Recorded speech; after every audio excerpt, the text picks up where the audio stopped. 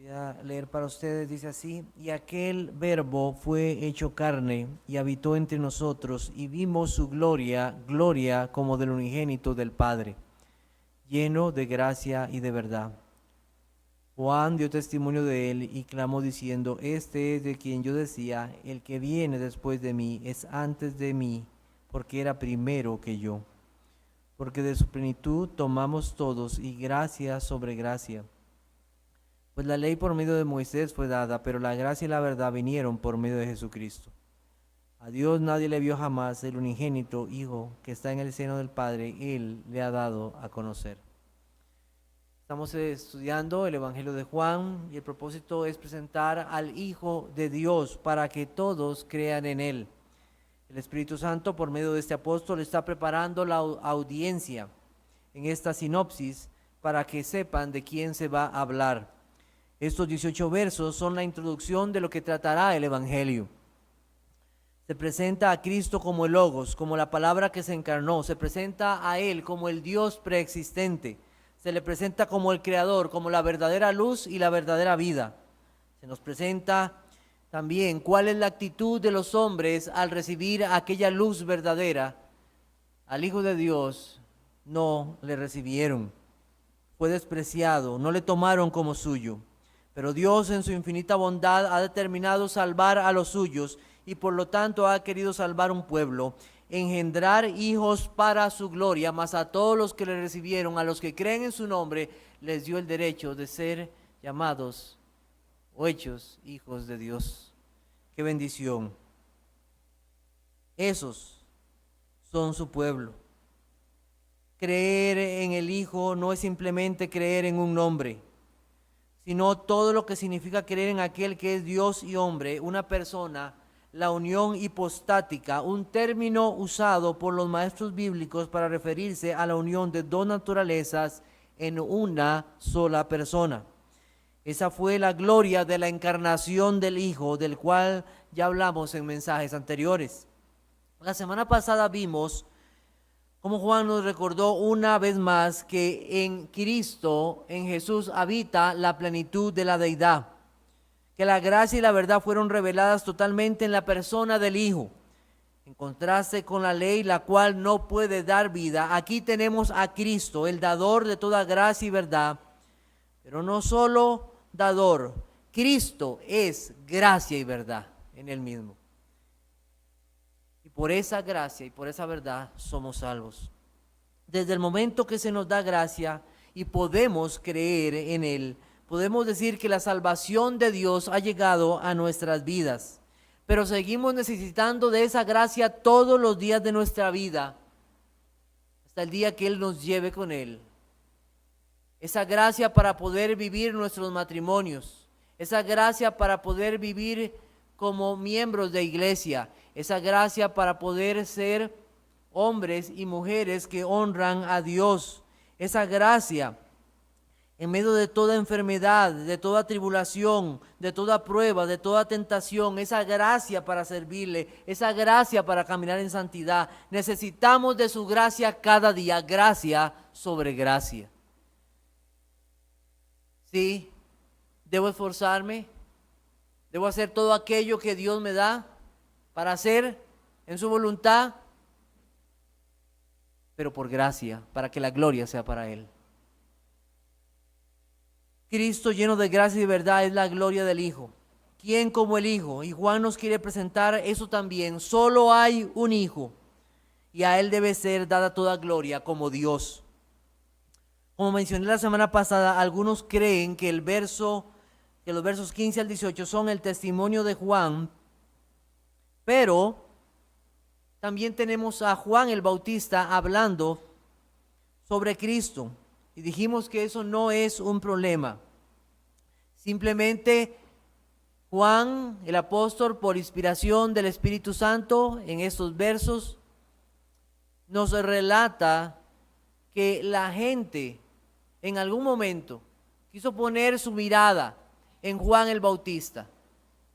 Pero para refutar esa idea, está claro lo que se nos dice aquí en este verso 15. Juan dio testimonio de él, claramente clamó diciendo: este es de quien yo decía, El que viene después de mí es antes de mí porque era primero que yo.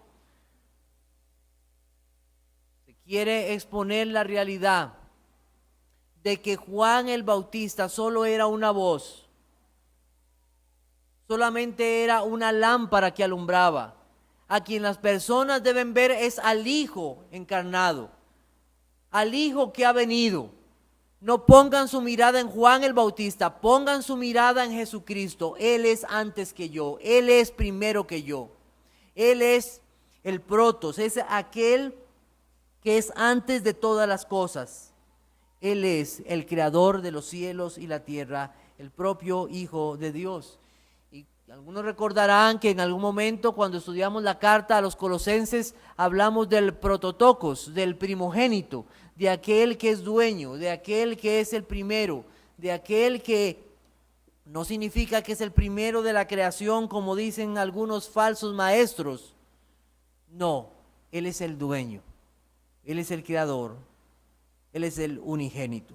Y vamos a adentrarnos en esta noche en el verso 18. Dice así: a Dios nadie le vio jamás, el unigénito Hijo que está en el seno del Padre, Él le ha dado a conocer.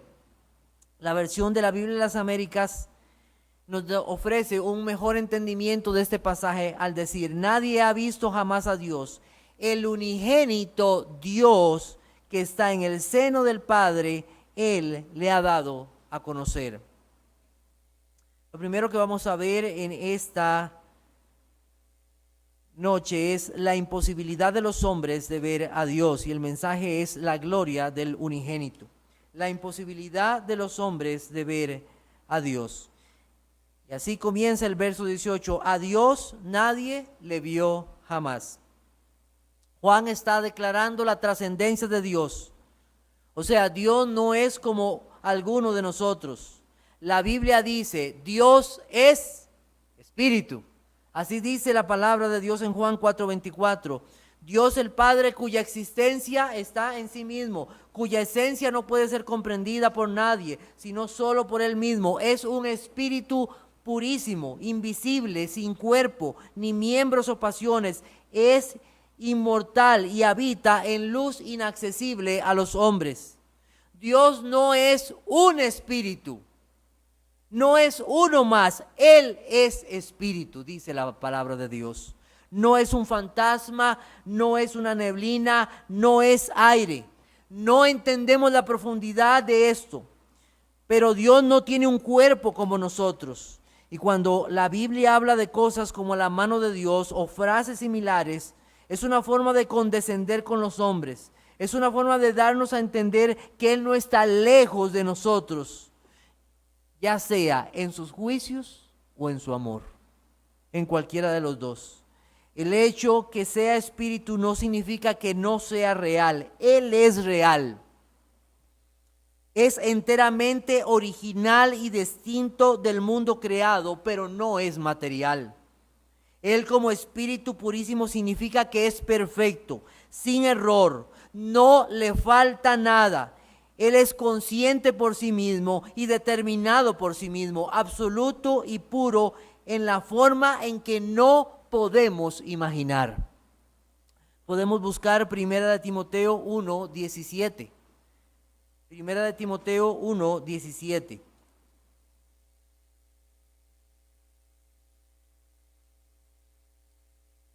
Dice así: por tanto, al Rey de los siglos, inmortal, invisible, al único y sabio Dios, sea honor y gloria por los siglos de los siglos. Amén. Dios no muere, Él es vida, y Él da a todos vida o quita la vida. Él siempre ha existido y siempre existirá, y su existencia está en sí mismo. Los reinos acabarán, los hombres pasarán, cielo y tierra pasarán, pero Él permanece. Esa es una verdad que está en la palabra de Dios. Desde el principio tú fundaste la tierra y los cielos son obra de tus manos. Ellos perecerán, mas tú permanecerás, y todos ellos como una vestidura se envejecerán, como un vestido los mudarás y serán mudados, pero tú eres el mismo y tus años no acabarán, dice el Salmo 102. del siglo y hasta el siglo. Y ante tal afirmación, ¿qué es lo que nos dice Primera de Timoteo 1:17? Sea honor y gloria. ¿Pueden nuestras mentes finitas entender a Dios? No. ¿Qué hacemos? Adorarlo y honrarlo. Honrarlo como el Dios que es. Nosotros podemos ver el poder de Dios, podemos ver la deidad de Dios, que hay un Dios en las cosas creadas. Esta creación muestra eso, pero no podemos ver a Dios en las plantas o en los animales. No somos panteístas. No vemos a Dios en una mariposa. No es así. Dios es aparte de su creación, pero sí podemos afirmar que Dios existe y que creó todo de la nada y que lo hizo por la palabra de su poder. Aunque Dios no tiene un cuerpo, aunque Dios no tiene una boca como nosotros, aunque Dios no tiene cuerdas vocales como nosotros, pero Él habla y Él es Dios. Si Dios fuera comprensible, no sería Dios. Porque Dios es incomprensible. Eso es su divinidad. Simplemente nos deja asombrados y también humillados de que aún siendo todo lo que es y siendo tan perfecto, haya querido mostrar su misericordia con la humanidad caída. Asociado a su existencia eterna, siendo un ser espíritu puro y eterno, entonces tenemos esta realidad. No podemos verle en toda su gloria. Primera de Timoteo 6:16. Al único que tiene inmortalidad, que habita en luz inaccesible, a quien ninguno de los hombres ha visto ni puede ver, al cual sea la honra y el imperio sempiterno. Amén. La misma declaración. Dios invisible, Dios que no podemos ver, ¿qué hacemos? Adorarle y honrarle. Hay varios pasajes que afirman no solo que Dios no puede ser visto, sino que ante la realidad de que no puede ser visto y que si los hombres se presentan ante Él para verlo como tal es, los hombres mueren. Mueren ante la presencia de Dios. ¿Por qué? Por su pecado, por nuestro pecado. Vamos a buscar Éxodo 33. Éxodo 33, versículos 19 al 23.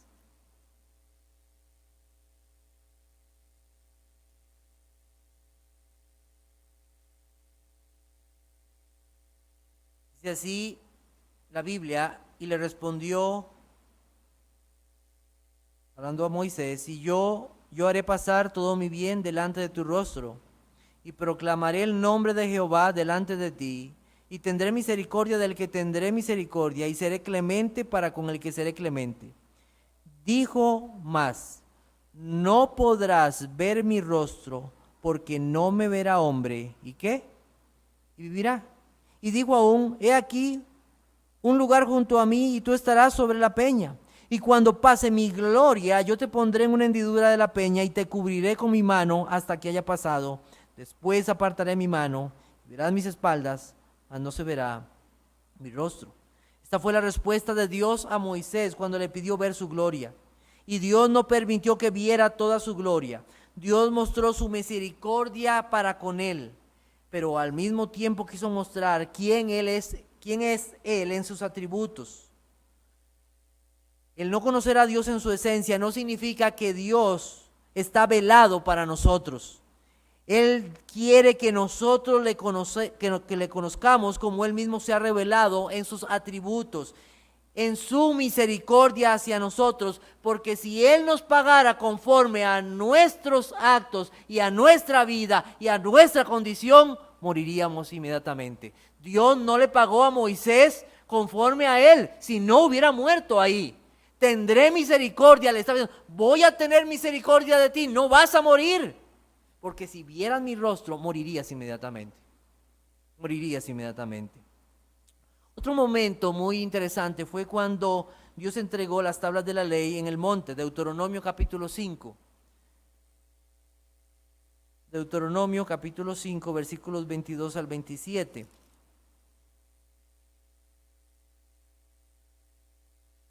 Dice así: estas palabras habló Jehová a toda vuestra congregación en el monte, de en medio del fuego, de la nube y de la oscuridad, a gran voz, y no añadió más. Y las escribió en 2 tablas de piedra, las cuales me dio a mí.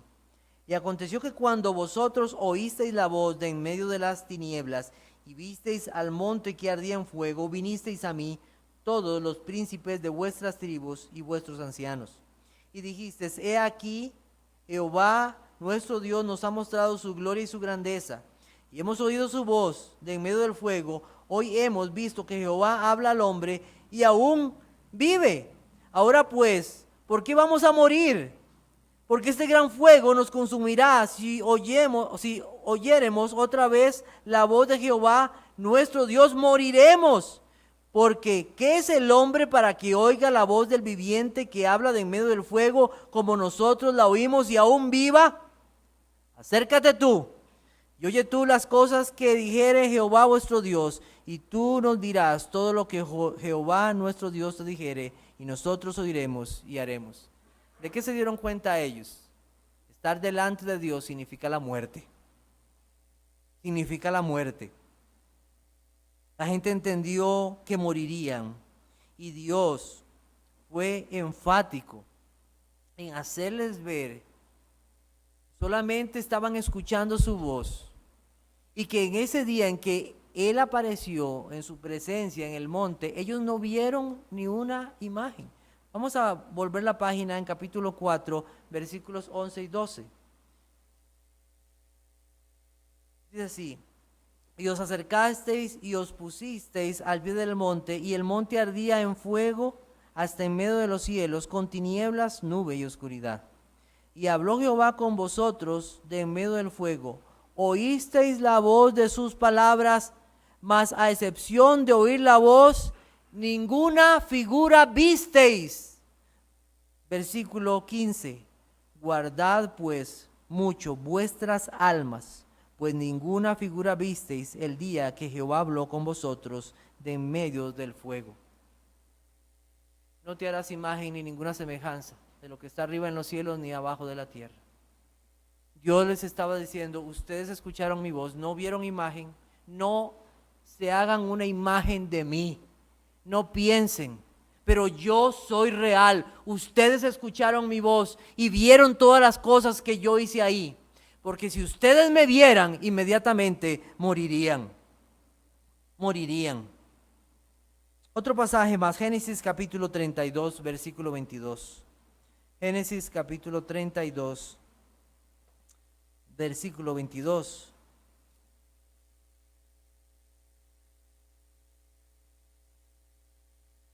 Y se levantó aquella noche y tomó sus 2 mujeres y sus 2 siervas y sus 11 hijos y pasó el vado de Jacob. Los tomó pues e hizo pasar el arroyo a ellos y a todo lo que tenía. Así se quedó Jacob solo y luchó con el varón hasta que rayaba el alba. Y cuando el varón vio que no podía con él, tocó en el sitio del encaje de su muslo, y se descoyuntó el muslo de Jacob mientras con él luchaba, y dijo: déjame, porque raya el alba. Y Jacob le respondió: no te dejaré, si no me bendices. Y el varón le dijo: ¿cuál es tu nombre? Y él respondió: Jacob. Y el varón le dijo: no se te dirá más tu nombre Jacob, sino Israel, porque has luchado con Dios y con los hombres, y has vencido. Entonces Jacob le preguntó y dijo: declárame ahora tu nombre. Y el varón respondió: ¿por qué me preguntas por mi nombre? Y lo bendijo allí. Llamó Jacob el nombre de aquel lugar Peniel, porque dijo: vi a Dios cara a cara, y fue librada mi alma. Interesante pasaje, ¿verdad? Tenemos a un hombre que aparece, no es un ángel. Definitivamente no lo es, como cualquiera. Es un ser diferente, es un hombre. Y dice que Jacob lucha con no lucha por venganza o por maldad. Él quería la bendición, él quería a Dios sobre todo. Sabía que no podía seguir adelante en su vida si Dios no estaba con él. Pero ahí hay un hombre luchando con Jacob. Y Jacob lucha durante mucho tiempo con él. ¿A quién tenemos ahí? Porque este hombre se da cuenta de algo. He luchado acá con alguien. Y el ángel dice, has luchado con Dios. Has estado en la presencia de Dios. ¿Cómo fue librada su alma? ¿Cómo? Una gracia de Dios. A veces vemos pasajes donde se muestra la gracia de Dios en el Antiguo Testamento. Aquí hay uno de ellos. Gracia para no morir. Gracia para no morir. Una teofanía. Cristo preencarnado aquí en el Antiguo Testamento. Aquel que es eterno se presentó delante de Jacob y le bendijo. Otro pasaje que tenemos interesante es en Jueces capítulo 13. Jueces capítulo 13, versículo 17 al 23. Aquí tenemos a los padres de Sansón. Entonces dijo Manoa al ángel de Jehová, ¿cuál es tu nombre para que cuando se cumpla tu palabra te honremos? Y el ángel de Jehová respondió, ¿por qué preguntas por mi nombre que es admirable? Y Manoa tomó un cabrito y una ofrenda y los ofreció sobre una peña a Jehová. Y el ángel hizo milagro ante los ojos de Manoa y de su mujer. Porque aconteció que cuando la llama subía del altar hacia el cielo, el ángel de Jehová subió en la llama del altar ante los ojos de Manoa, de su mujer, los cuales se postraron en tierra. Y el ángel de Jehová no volvió a aparecer a Manoa ni a su mujer. Entonces conoció Manoa que era el ángel de Jehová. Y dijo Manoa a su mujer, ciertamente moriremos, porque a Dios hemos visto. Y su mujer le respondió, si Jehová nos quisiera matar, no aceptaría de nuestras manos el holocausto y la ofrenda. Si nos hubiera mostrado todas estas cosas, ni ahora nos habría anunciado esto. ¿Qué se dieron cuenta los papás de Sansón? Hemos estado delante de la presencia de Dios mismo, delante de aquel Cristo preencarnado. Ellos le han honrado, su nombre es admirable. ¿Y qué entendieron ellos ante la presencia de Dios? ¿Qué debió haber pasado? Haber muerto. Y esa es una de las cosas que tenemos que tener claras. Ver a Dios directamente nosotros como hombres pecadores significa la muerte delante de aquel que es santo. Delante de aquel que es santo. Y finalmente, solo para mencionarlo, otro pasaje que nos recuerda esa presencia delante de Dios de los hombres fue Isaías, el profeta Isaías, ¿se acuerda? En una forma que no entendemos, él estuvo delante de la presencia de Dios.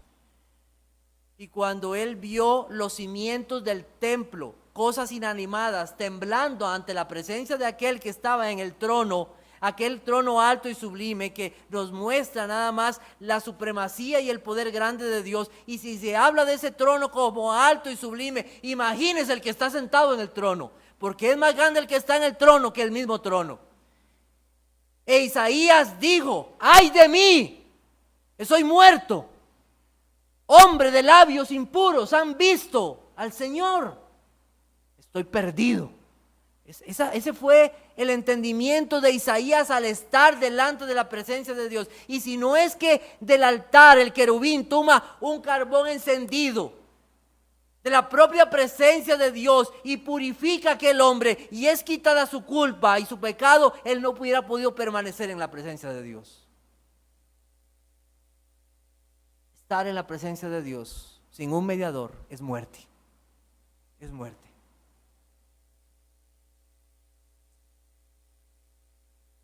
Juan y Pablo y todos los siervos de Dios de todos los tiempos han comprendido esta realidad, porque Él conoce nuestra condición, se acuerda de que somos polvo ante su presencia. Juan expone nuestra incapacidad humana por nuestro pecado de estar delante de Dios, pero al mismo tiempo desea exaltar a Cristo sobre todo, porque Él ha estado eternamente con el Padre. Juan, capítulo 1. A Dios nadie le vio jamás, el unigénito Hijo, que está en el seno del Padre, Él le ha dado a conocer. existido, entonces hemos visto la imposibilidad de los hombres de ver a Dios.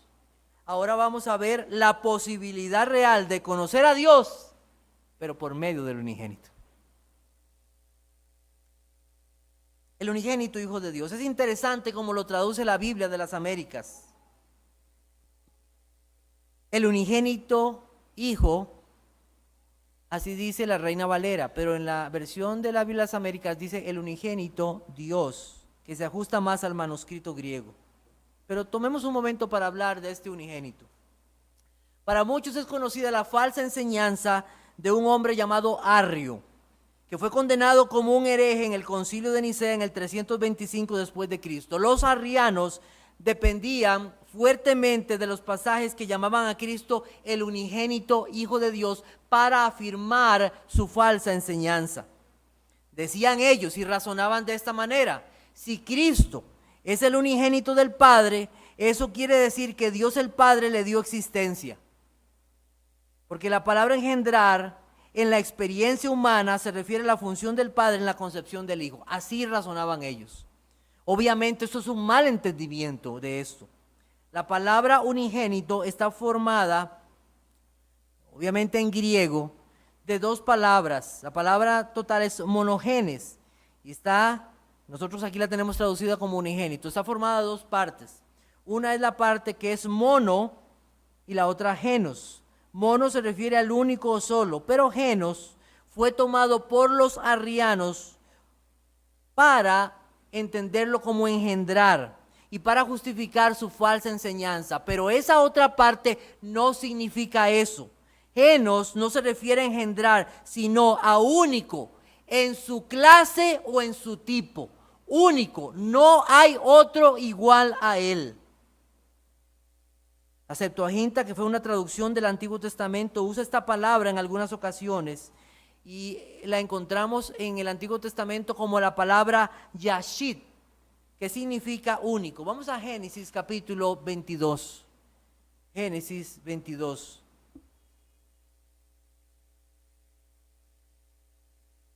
Versículo 16.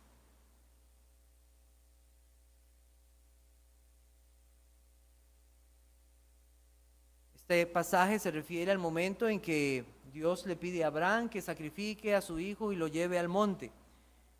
Después de que ya está Isaac puesto en el altar y justo en el momento en que Abraham levanta su cuchillo para matarlo, para clavarle el cuchillo, en ese momento Dios lo detiene y entonces encontramos estas palabras. Versículo 16. Y dijo: por mí mismo he jurado, dice Jehová, que por cuanto has hecho esto y no me has rehusado tu hijo, ¿tu qué? Tu único hijo. Vamos a hacer una pregunta acá. ¿Cuántos hijos tenía en ese momento Abraham? Tenía 2 hijos. Uno era Ismael, pero él no era el hijo de la promesa. ¿Cuál era el hijo de la promesa? Isaac. Por eso Dios llama a Isaac el único. ¿En qué sentido? En el sentido de que de que no hay igual a él, que es el único en su clase. Es el único. Porque ese único iba a reflejar al unigénito Hijo de Dios. Era un tipo de aquel que vendría, del antitipo. Se refiere a Jesucristo como el único. En Hebreos 11:17 leo para ustedes. Dice así: por la fe Abraham, cuando fue probado, ofreció a Isaac. Y el que había recibido las promesas ofrecía su unigénito. Así dice la palabra de Dios. Juan se refiere al Hijo de Dios como el unigénito. La filiación del Hijo con el Padre es única. No hay otro como Él. No hay otro como Él. Así lo traduce la Biblia de las Américas. El unigénito Dios. Esa es la gloria del Hijo, el unigénito Dios. No hay otro igual a Él. No es un hijo creado, no es un hijo adoptado, como los que están en Juan capítulo 1, versículo 12, mas a todos los que le recibieron, a los que creen en su nombre. No es esos, no es así. Todos los que creen en Él son adoptados, pero Cristo es el Hijo amado eternamente, uno con el Padre. Cristo no mintió cuando dijo: yo y el Padre uno somos, una misma esencia, un mismo ser, uno en atributos, uno en gloria, uno en divinidad, en todo lo que es Dios, como Dios es el Hijo también. Cuando la Biblia habla de esta forma: mi hijo eres tú, yo te he engendrado hoy, que se menciona en Hechos capítulo 13, versículo 33, nos da a entender esa unión única, especial y divina entre el Padre y el Hijo eterno, que es de existencia eterna con el Padre, consustancial, de una misma naturaleza, divino con el Padre. Así lo declararon en el credo de Nicea. Y el Señor Jesucristo, Hijo de Dios, unigénito del Padre, el unigénito, o sea, la esencia con el Padre, Dios de luz, luz de luz, el mismo Dios del mismo Dios unigénito, no hecho, sino siendo de una sustancia o de la misma naturaleza. Esa es la verdad de las Escrituras, el unigénito, no hay otro igual a Él, no lo hay, es el único. Esta verdad es difícil de entender. Debemos aceptarlo. Y si usted me pide que se la explique en detalle, voy a fallar. ¿Qué es lo que hacemos ante aquel que es el unigénito Dios? Adorarle y rendirnos ante Él. Cuando Jesucristo se presentó ante Tomás resucitado como aquel Hijo eterno que no muere, ¿sabe qué hizo Tomás? Mi Señor y mi Dios. Esas fueron las palabras de Él. Y esas deben ser nuestras palabras ante aquel que es el unigénito Hijo de Dios. Juan entonces, viendo a Cristo, viendo al unigénito Dios, dice lo siguiente en Juan capítulo 1. Juan capítulo 1. A Dios nadie le vio jamás, el unigénito Hijo o el unigénito Dios, que está en el seno del Padre, Él le ha dado a conocer. Esa palabra nada más, seno del Padre, indica la íntima comunión con el Padre. Para notar, no dice estuvo o no dice estará, eso es un eterno presente, está en el seno del Padre. Siempre con el Padre, siempre en una voluntad, en un solo gozo, en una sola gloria, en una sola verdad, en una sola luz. Y esa es la verdad que se nos declara. Y Juan dice: este que está en el seno del Padre, este que es el unigénito Dios, este ha dado a conocer ¿a quién? Ha dado a conocer al Padre.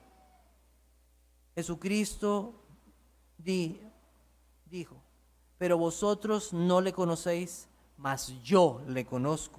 Y si dijere que no le conozco, sería mentiroso como vosotros, pero le conozco y guardo su palabra. Juan 8:55. Él es verdadero. Cuando dijo Él conoce al Padre, estaba afirmando la verdad. Y si Él dijera otra cosa, como Él mismo lo afirma, estaría mintiendo. Juan usa una palabra muy hermosa para decir, Él le ha dado a conocer.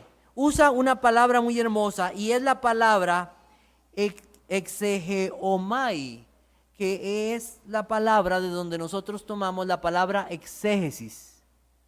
Y esa palabra exégesis lo que significa es un método de interpretar las Escrituras. Cuando nosotros hacemos exégesis, estamos cómo se interpretan las Escrituras, cuál es la forma correcta de entenderlas. ¿Cuál es? Bueno, vamos a hacer una exégesis de este pasaje. Pues Cristo es la exégesis del Padre. Cristo es la exégesis del Padre. Solo Él está calificado.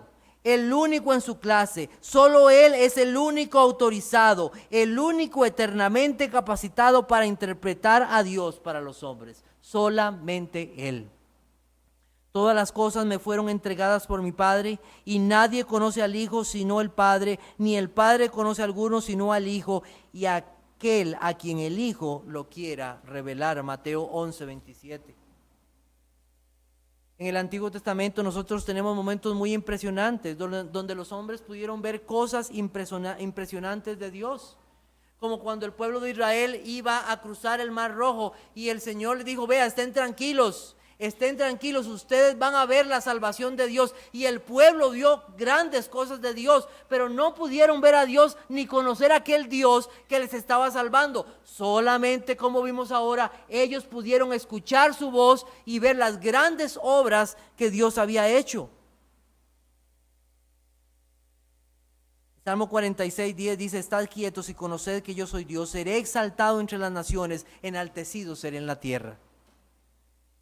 En Jericó, cuando los muros fueron derribados, ellos vieron el poder de Dios. Ellos vieron el maná, vieron el agua salir de la roca, vieron el poder de Dios, pero no pudieron ver a Dios, no vieron ninguna imagen. Hasta un día cuando se cumplió el tiempo y la promesa vino. Un día el Hijo Eterno se encarnó y vino a este mundo, se humilló para mostrar al que había aparecido allá en el monte Horeb, en la llama que ardía y no se consumía, en aquel arbusto, el yo soy el pan de vida, yo soy la luz del mundo, yo soy la puerta, yo soy el agua de vida, yo soy la resurrección y la vida. Ahora tenemos aquí la exégesis del Padre, el yo soy. Y eso vamos a verlo a través de todo el Evangelio de Juan. Aquellos tipos solo anunciaban a aquel que iba a ser la exégesis del Padre. Jesús les respondió: os lo he dicho y no creéis. Las obras que yo hago en nombre de mi Padre, ellas dan testimonio de mí. Él iba a mostrar quién es el Padre. Un día, en medio de gran tristeza y desconsuelo, sus discípulos no sabían qué iba a pasar con ellos, porque Cristo dijo que Él se iba a ir. El Señor, que conoce los corazones, ve a los discípulos y ve su angustia, ve su tristeza, ve su desconsuelo, y Él les dice unas palabras maravillosas. Jesús les dijo: yo soy el camino, la verdad y la vida. Yo soy. Vamos a ir a Juan capítulo 14. Juan capítulo 14. Yo soy el camino, la verdad y la vida. Nadie viene al Padre sino por mí. Ya Tomás había preguntado y otro se atrevió a preguntar. No le fue muy bien, ¿verdad? Felipe, pero gracias a Dios que preguntó y fue valiente. Gracias a Dios. Si me conocieras también a mí, a mi Padre conocerías, y desde ahora le conocéis y le habéis visto. Y el Señor da esta verdad. Y Felipe pregunta: Señor, muéstranos al Padre y nos basta. Y Jesús le dice: tanto tiempo hace que estoy con vosotros y no me has conocido, Felipe. El que me ha visto a mí, ha visto al Padre. ¿Cómo pues dices tú, muéstranos al Padre? ¿Cómo? ¿Cómo es posible? Hace tanto tiempo. Yo soy la exégesis. Conocerme a mí es conocer al Padre. Yo le he dado a conocer. Ellos no podían creer que ver al Hijo era ver al Padre. Que el Dios glorioso ante el cual sus antepasados, si se presentaban, morían. Como ellos, estando ante este que es Dios, el mismo Dios, no habían muerto.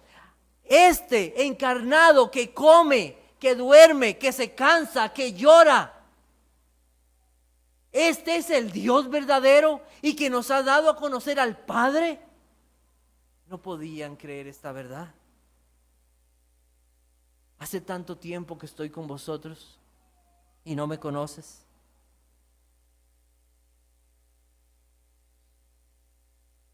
Deberíamos de pensar en esto un momento nada más. ¿Cuánto tiempo tiene usted de estar en esta iglesia?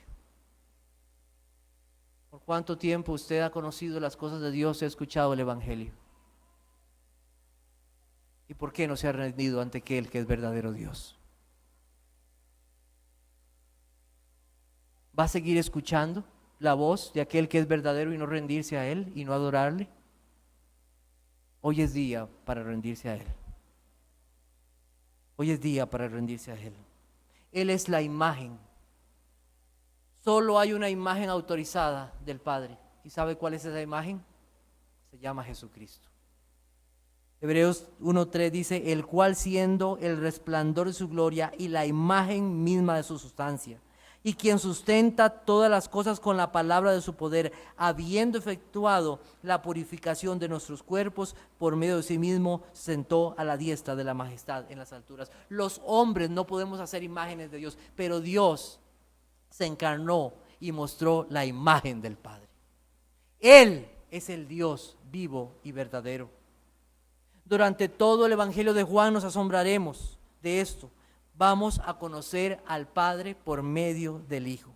Y esta es la vida eterna, que te conozcan a ti, al único Dios verdadero, y a Jesucristo a quien has enviado. Y si usted se niega a conocer a Cristo, usted está rechazando a Dios. Si usted se niega a conocerle, usted no verá la vida, sino la muerte eterna. Conocerle a Él es conocer la vida. Dios ha determinado que por medio de su Hijo es como los hombres pueden conocerle a Dios el Padre. Cristo no es una versión suavizada del Padre.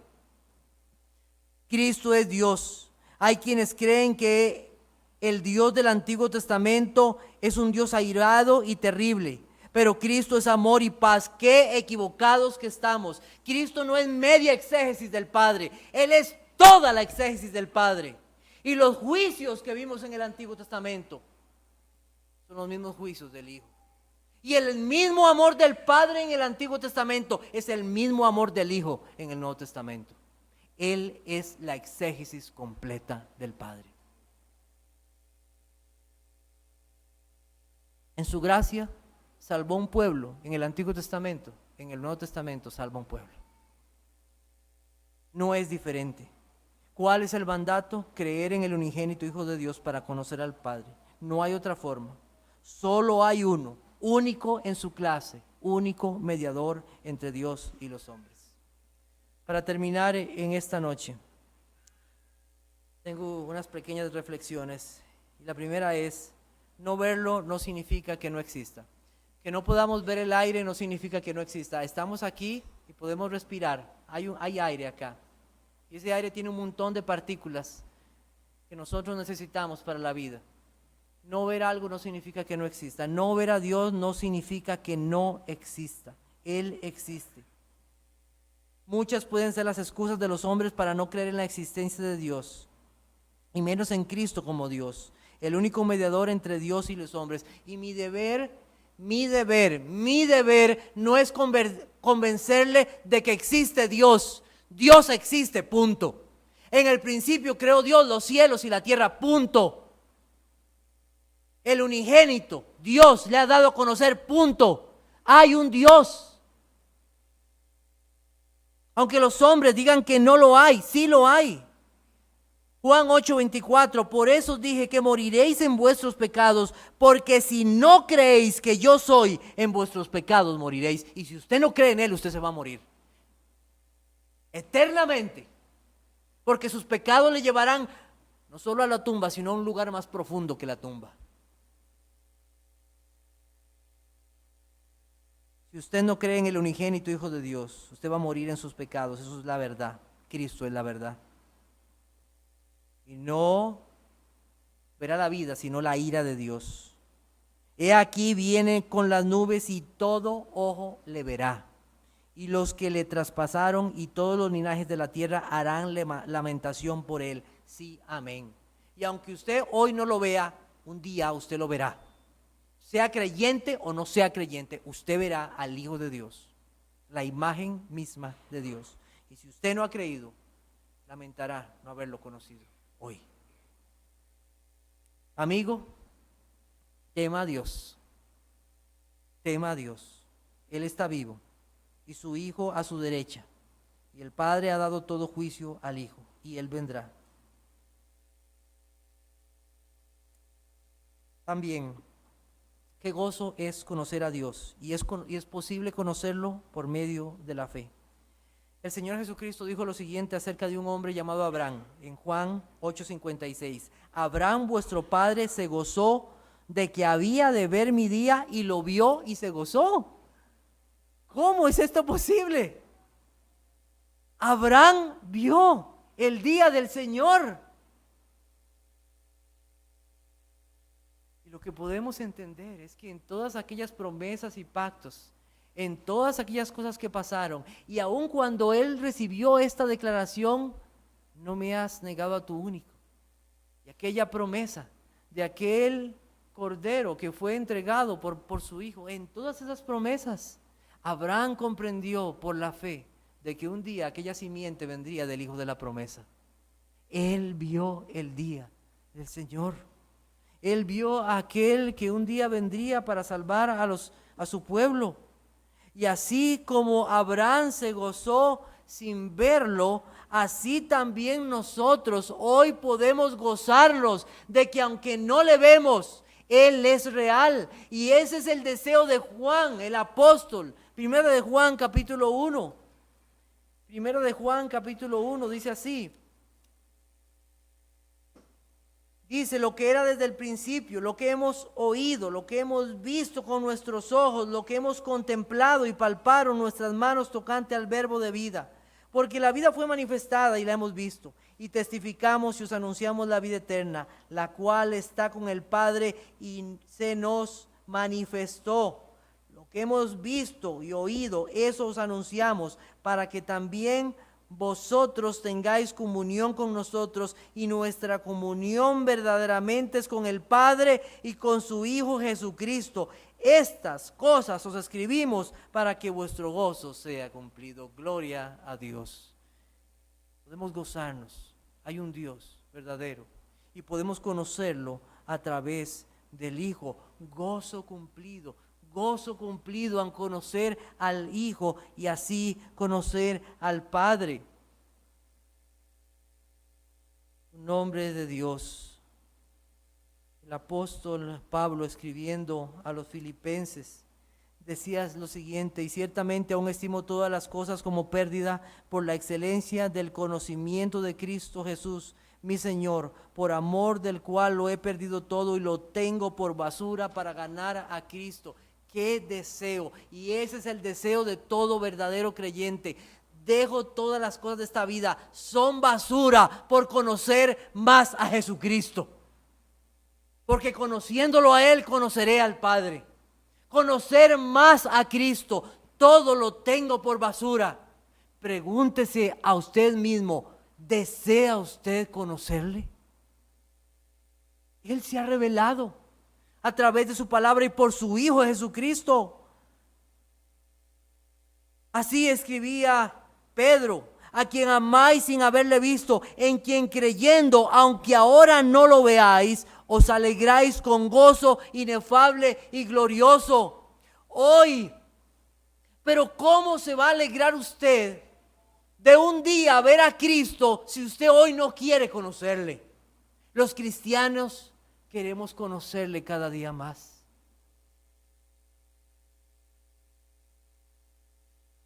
Como si una persona me mandara a mí cartas, alguien muy especial, y mandara cartas y así es donde vivo yo, esta es mi familia, estos son mis hijos, así es mi vida, como anhelo conocerte.